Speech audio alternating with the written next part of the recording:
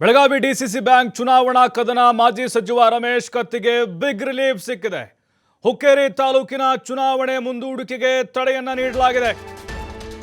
ಮೊದಲು ಚುನಾವಣೆಗೆ ತಡೆಯನ್ನು ಒಡ್ಡಲಾಗಿತ್ತು ಧಾರವಾಡ ಹೈಕೋರ್ಟ್ ಪೀಠ. ಈಗ ಚುನಾವಣೆ ತಡೆ ಇತ್ತಲ್ವಾ, ಅದನ್ನು ತೆರವುಗೊಳಿಸಿದೆ.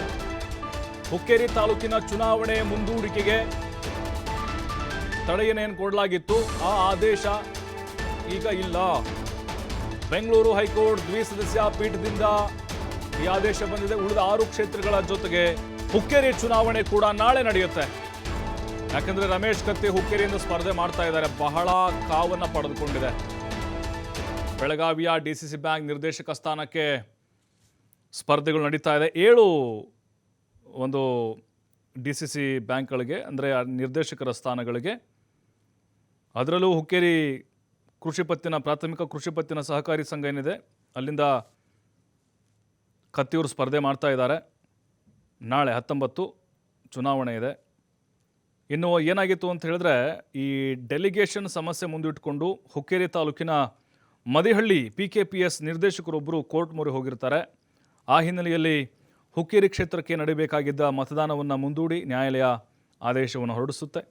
ಯಾಕಂದರೆ ಕೋರಂ ಇಲ್ಲದೆಯೇ ಮದಿಹಳ್ಳಿ PKPSನಲ್ಲಿ ಡೆಲಿಗೇಷನ್ ಠರಾವು ಪಾಸ್ ಮಾಡಲಾಗಿದೆ ಅಂತ ನಿರ್ದೇಶಕ ಭೀಮಸೇನ್ ಬಾಗಿ ನ್ಯಾಯಾಲಯದ ಮೊರೆ ಹೋಗಿದ್ರು. ಈ ಸಂಬಂಧ ವಿಚಾರಣೆ ನಡೆಸಿದಂಥ ಧಾರವಾಡ ಹೈಕೋರ್ಟ್ ಮುಂದಿನ ಆದೇಶದವರೆಗೆ ಚುನಾವಣೆ ಮುಂದೂಡಿ ಅಂಥೇಳಿ ಆದೇಶವನ್ನು ಹೊರಡಿಸಿತು. ಈಗ ಇದರ ವಿರುದ್ಧವಾಗಿ ಅರ್ಜಿ ಸಲ್ಲಿಕೆಯಾಗಿತ್ತು ಬೆಂಗಳೂರು ಹೈಕೋರ್ಟ್ ವಿಭಾಗೀಯ ಪೀಠದಲ್ಲಿ. ಅಲ್ಲಿ ಈಗ ಈ ಒಂದು ಆದೇಶ ಬಂದಿದೆ. ದ್ವಿಸದಸ್ಯ ಪೀಠದ ಮುಂದೆ ಇತ್ತು, ವಿಚಾರಣೆ ನಡೀತು. ಹಾಗಾಗಿನೇ ನಾಳೆ ಹುಕ್ಕೇರಿ ಕೃಷಿ ಪತ್ತಿನ ಪ್ರಾಥಮಿಕ ಸಹಕಾರಿ ಸಂಘಕ್ಕೂ ಕೂಡ ಚುನಾವಣೆ ನಡೆಯುತ್ತೆ. ಇನ್ನು ಡೆಲಿಗೇಷನ್ ಠರಾವು ಪಾಸ್ ಮಾಡುವ ಸಂಬಂಧ ನಡೆದಂಥ ಒಂದು ಸಂದರ್ಭದಲ್ಲಿ ಸಚಿವ ಸತೀಶ್ ಜಾರಕಿಹೊಳಿ ಮುಂದೆಯೇ ಮಹಿಳೆಯೊಬ್ಬರು ತಮ್ಮ ಪತಿ ನಿರ್ದೇಶಕರ ಕಪಾಳಕ್ಕೆ ಹೊಡೆದಿದ್ದು ಕೂಡ ದೊಡ್ಡ ಸುದ್ದಿ ಆಗಿತ್ತು ಈ ಹಿಂದೆ.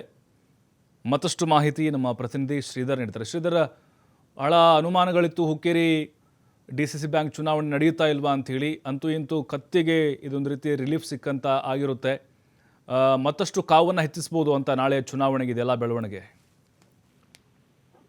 ಪ್ರಭು, ಖಂಡಿತವಾಗಿಯೂ ಬೆಳಗಾವಿ ಡಿಸಿಸಿ ಬ್ಯಾಂಕ್ ಚುನಾವಣೆ ಕಾವು ಏನಿದೆ ಮತ್ತಷ್ಟು ರಂಗೇರಿದೆ ಅಂತ ಹೇಳ್ಬೋದು. ಏನು ಹುಕ್ಕೇರಿಯ ಚುನಾವಣೆಯನ್ನ ಧಾರವಾಡ ಹೈಕೋರ್ಟ್ ಅನ್ನು ಮುಂದೂಡಿತ್ತು. ಈಗ ಧಾರವಾಡ ಹೈಕೋರ್ಟ್ನ ಆದೇಶಕ್ಕೆ ಈಗ ಬೆಂಗಳೂರು ಹೈಕೋರ್ಟ್ನಿಂದ ತಡೆಯಾಜ್ಞೆ ಸಿಕ್ಕಿದೆ. ಹಾಗಾಗಿ ರಮೇಶ್ ಕತ್ತಿಗೆ ಒಂದು ದೊಡ್ಡ ರಿಲೀಫ್ ಸಿಕ್ಕಿದೆ ಅಂತ ಹೇಳ್ಬೋದು. ನಾಳೆ ಎಂದಿನಂತೆ ಹುಕ್ಕೇರಿ ಜೊತೆಗೆ ಏನು ಉಳಿದ 7 ನಿರ್ದೇಶಕ ಸ್ಥಾನಗಳು ಕೂಡ ಒಂದು ಮತದಾನ ನಡೆಯಲಿದೆ. ಅದರಲ್ಲಿ ಪ್ರಮುಖವಾಗಿ 4 ಮತಕ್ಷೇತ್ರದ ಏನು ಫಲಿತಾಂಶ ಮಾತ್ರ ಪ್ರಕಟವಾಗಲಿದೆ ಪ್ರಭು. ಇನ್ನು 3 ಮತಕ್ಷೇತ್ರ ಫಲಿತಾಂಶ ಹಾಗೆ ಉಳಿಯಲಿದೆ ಅಂತ ಹೇಳ್ಬೋದು.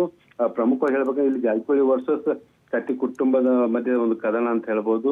ಏನು ಹುಕ್ಕೇರಿ ನಡೆದಂತ ಫೈಟ್ ಏನಿದೆ, ಫೈಟ್ ಮುಂದುವರೆದಿದೆ ಅಂತ ಹೇಳ್ಬೋದು. ಬೆಳಗಾವಿ ಡಿಸಿಸಿ ಬ್ಯಾಂಕ್ ಚುನಾವಣೆಯಲ್ಲಿ ಒಂದ್ ಕಡೆ ಜಾರಕಿಹೊಳಿ ಬರೋದಾದ್ರೆ ಮತ್ತೊಂದು ಕಡೆ ಸೌದಿ ಮತ್ತು ಕತ್ತಿ ಒಂದೇ ಬಣವಾಗಿ ಈಗ ಮುಖಾಮುಖಿ ಆಗ್ತಾ ಇದ್ದಾರೆ. ಹಾಗಾಗಿ ಹುಕ್ಕೇರಿ ನಿರ್ದೇಶಕ ಸ್ಥಾನಕ್ಕೆ ಚುನಾವಣೆ ನಡೆಯಲ್ವ ಅನ್ನೋ ಸಾಕಷ್ಟು ಗೊಂದಲಗಳಿದ್ವು. ಗೊಂದಲಕ್ಕೆ ಈಗ ತೆರೆ ಬಿದ್ದಿದೆ ಪ್ರಭು.